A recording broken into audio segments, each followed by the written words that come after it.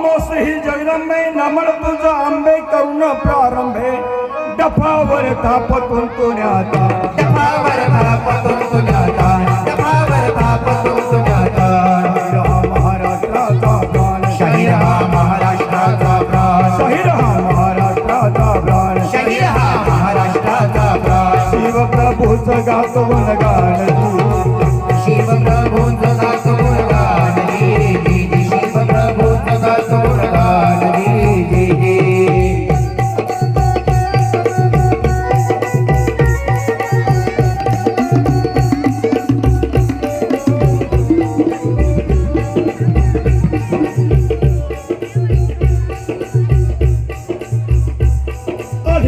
साधू संताला अधीनम साधू संताला एक नाताला रामदासाला भैरवनाथाला पांडुरंगाला तुकाराम दार्या बाबांच्या गुरु चरणाला गिरहाजी गुरु चरणाला गिरहाजी गुरु चरणाला गिरहाजी नगर जिल्हा नेवासा तालुक्याला नगर जिल्हा नेवासा तालुक्याला मुक्कामी बाभुळवेड्याला पूर्ण चढू साहित्य झाला आज गातो शिवचरित्राला शाहीर बौद्ध गातो पवड्याला गातो पवड्याला गिरहाजी गातो पवड्याला गिरहाजी गातो पवड्याला गिरहाजी महाराज रहिलेला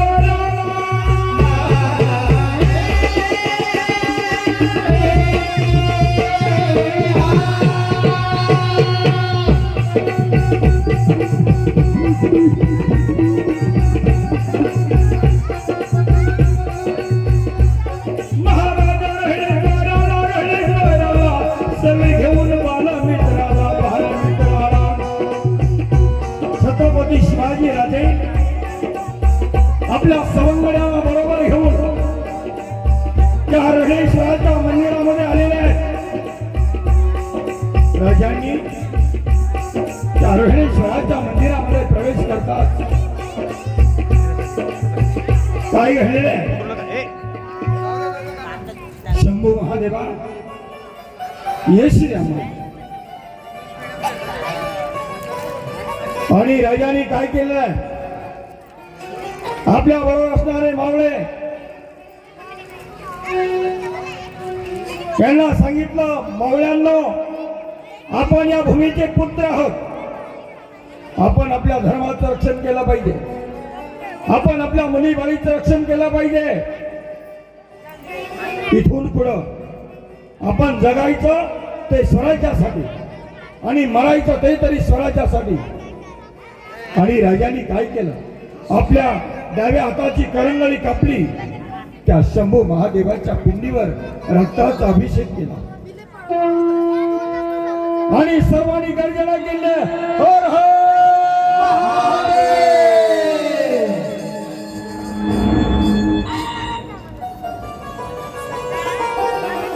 प्रतिज्ञा केली समयाला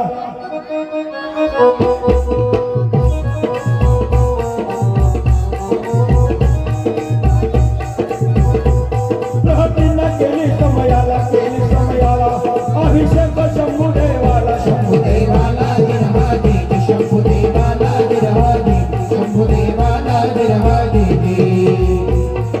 राजांच्या शंभू महादेवाच्या मंदिरामध्ये शंभू महादेवाच्या जवळ प्रतिज्ञा केली हिंदवी स्वराज्य निर्माण व्हावं ही स्त्रीची इच्छा आणि राजे आपल्या सवंगड्यासह पुण्याकडे निघाले राजे पुण्याला जात असताना घडलेला प्रकार मी आपल्या समोर सादर करत आहे त्या डोंगर परिसरामधून राजे जात असताना राजांच्या कानावर शब्द आले राजा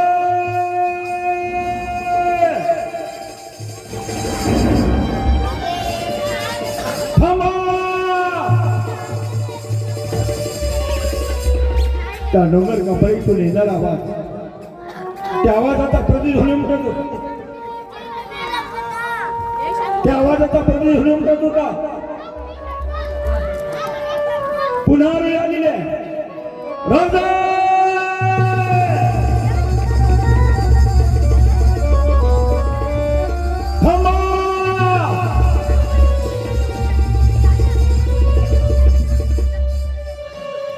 राजाने आपल्या घोड्याचा लगाम घेतला.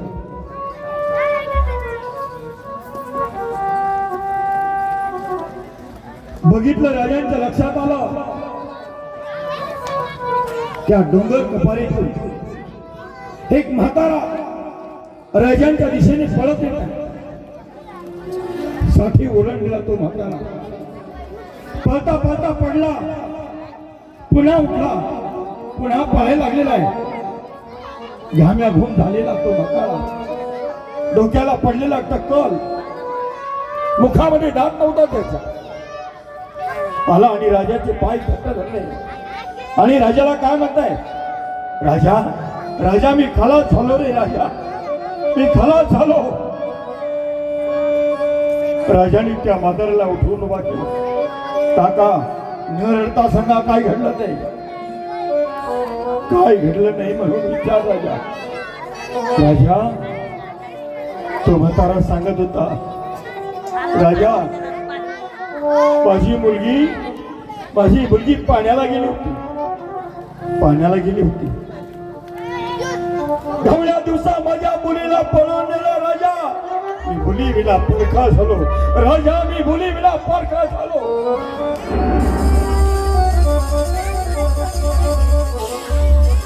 राजाने विचारलं, काका न रडता सांगा काय घडलं ते. काय घडलं नाही म्हणून विचारलं. राजा कुंपणानं शेत खाल्लं रे बाबा, कुंपणानं शेत खाल्लं. कोण आहे तो? त्या माणसाला सांगितलं, गावचा पाटील. राजाने सांगितलं, साजी आताच्या आता रांजाचा आणि पाटलाला आमच्या समोर हजर करा. येसाजीला आज्ञा मिळताच येसाजी घोड्यावर स्वार झालाय. घोड्यावर स्वार समयाला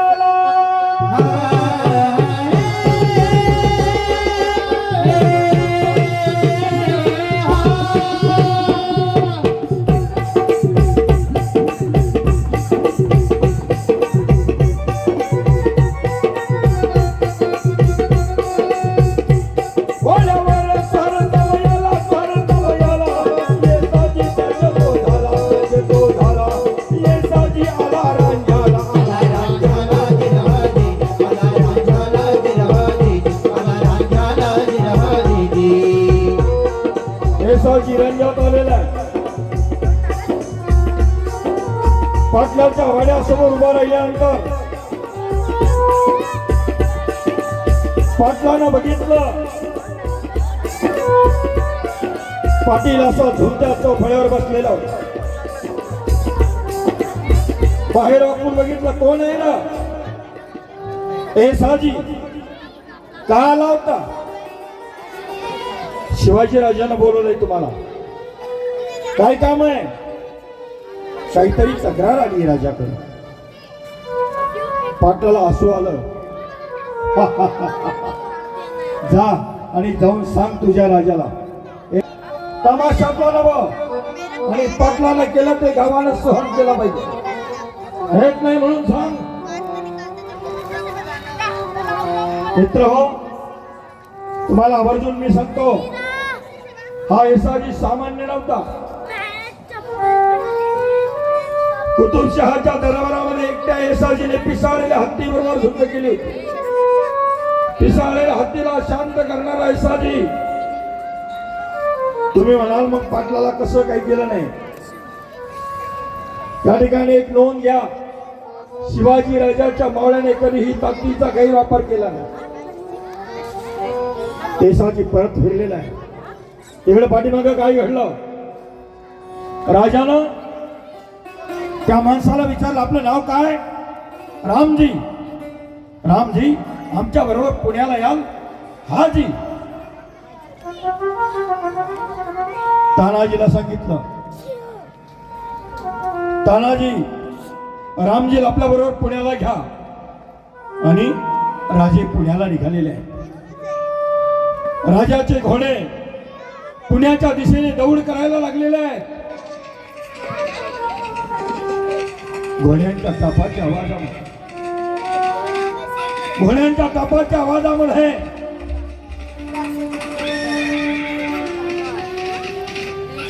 राजांचे विचार चित्र सुरू होते. आई जगदंबे, या पाटलाचं काय करायचं? आई जगदंबे, काही क्षणापूर्वी आम्ही तुझ्या त्या शंभू महादेवाच्या मंदिरामध्ये प्रतिज्ञा केली, शपथ घेतली. आई जगदंबे, आम्ही आमच्या धर्माचं रक्षण करू. आई जगदंबे, आम्ही आमच्या मुली बाळीचं रक्षण करू. या पाटलाचं काय करायचं? आणि राजे पुण्याला आलेले आहेत. मागेच एक पहारेकरी आला.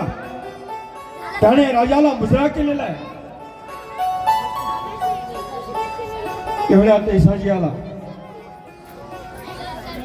येसाजीने ही राजाला मुजरा केला. सांगितलं, राजे, पाटील मगरूर आहे. काय म्हणाले पाटील? येत नाही म्हणून सांग. मी गावचा पाटील आहे, तमाशातला नव्हे, असं म्हणतात. राजाने सांगितलं, येसाजी 40 घोडेस्वार बरोबर घ्या रांजाचा आणि पाटला सकाळी आमच्या समोर हजर करा. आता मात्र येसाईचे बाहुस पुरण पावले. आणि काय झालंय? चर चरावरून मोठे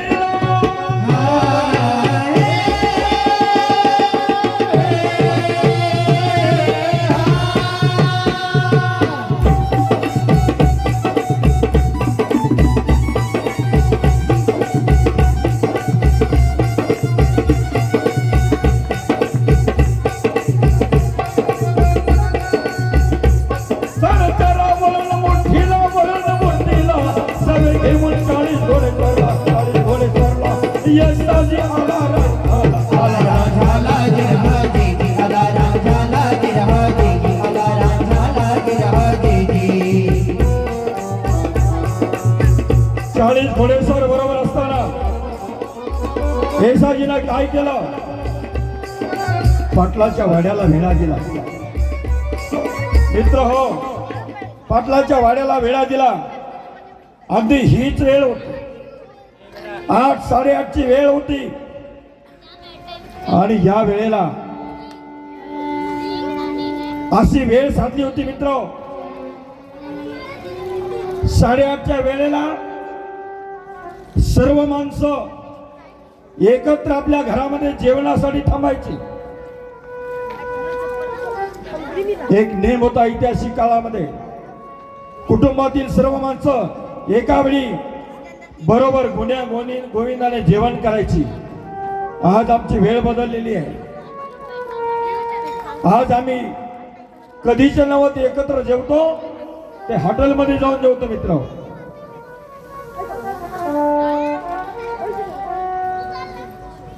येसाजीनं ती वेळ पाळली. सर्व माणसं घरात असताना त्या छोट्याशा रांजा गावामध्ये सर्व माणसं जेवणाच्या निमित्ताने घरात असताना सर्व घराच्या बाहेरून काड्या लावून घेतल्या. का? उद्या आम्हाला पाटलाला पकडून न्यायचंय. पाटलाच्या मदतीला कोणी आलं तर विनाकारण कोणाचा बळी जाऊ नये म्हणून सर्व घराच्या बाहेरून काड्या लावून घेतल्या. आणि येसाजी समोर आलेला. दरवाजा मोडला. येसाजी हात घुटला आणि पाटलाला आवाज दिला, पाटील चला. आता मात्र पाटलाचं काही ऐकून घेतलं नाही.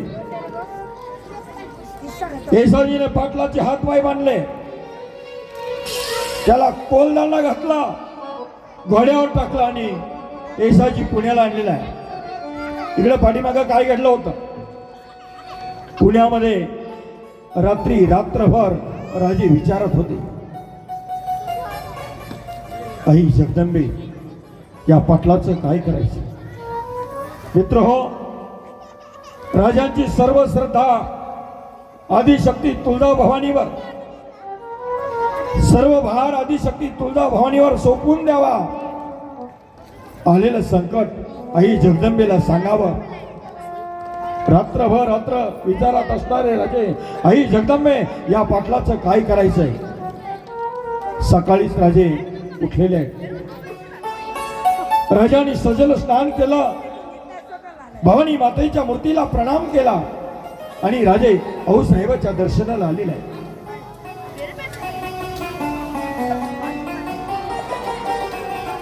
आऊसाहेबाला प्रणाम केला. काहीतरी सण होता मित्र. आऊसाहेबाने विचारलं, शिवा आज सणासुदीचे कपडे घातले, नकली राजा. काय म्हणाला शिवा? नामधारी राजा महासाहेब आमच्या बरोबर दरबारी चला. आणि आऊसाहेब शिवाजी राजे आणि दादोजी त्या पुण्याच्या लाल महालामध्ये आलेले आहेत. पुण्याच्या लाल महालामध्ये हा निर्णय झाला होता. लाल महालाचा चबुतरा असा माणसाने तुडुंब भरलेला होता. राजा येण्याच्या अगोदर कुजबूज चालू होते. राजे येताना पाहताच त्या महालामध्ये विचित्र अशी शांतता पसरली गेली. टाचणी जरी पडली तर आवाज येईल इतकी विचित्र शांतता. राजे वीर असं घालून बसले. आऊसाहेब होत्या, दादोजी होते आणि राजाला विचारलं,